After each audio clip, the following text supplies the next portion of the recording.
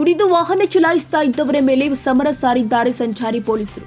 ಮದ್ಯಪಾನ ಮಾಡಿ ವಾಹನ ಚಾಲನೆ ಮಾಡುವವರ ವಿರುದ್ಧ ವಿಶೇಷ ಕಾರ್ಯಾಚರಣೆ. ಒಂದು ವಾರದಲ್ಲಿ 100 ಮಂದಿ ವಿರುದ್ಧ ಕೇಸ್ ದಾಖಲು. ಒಟ್ಟು ಪರಿಶೀಲಿಸಲಾದಂತಹ ವಿವಿಧ ಮಾದರಿಯ ವಾಹನಗಳು 60,047. ದಾಖಲಿಸಿದ ಒಟ್ಟು ಪ್ರಕರಣಗಳು 835. ರಸ್ತೆ ಅಪಘಾತದಲ್ಲಿ ತಡೆಗಟ್ಟುವ ಸಲುವಾಗಿ ವಿಶೇಷ ಕಾರ್ಯಾಚರಣೆ. ಕುಡಿದು ವಾಹನ ಚಾಲನೆ ಮಾಡಿದವರ ವಿರುದ್ಧ ಕೇಸ್ ದಾಖಲಿಸಿ ಕ್ರಮಕ್ಕೆ ಮುಂದಾಗಿದ್ದಾರೆ ಪೊಲೀಸರು.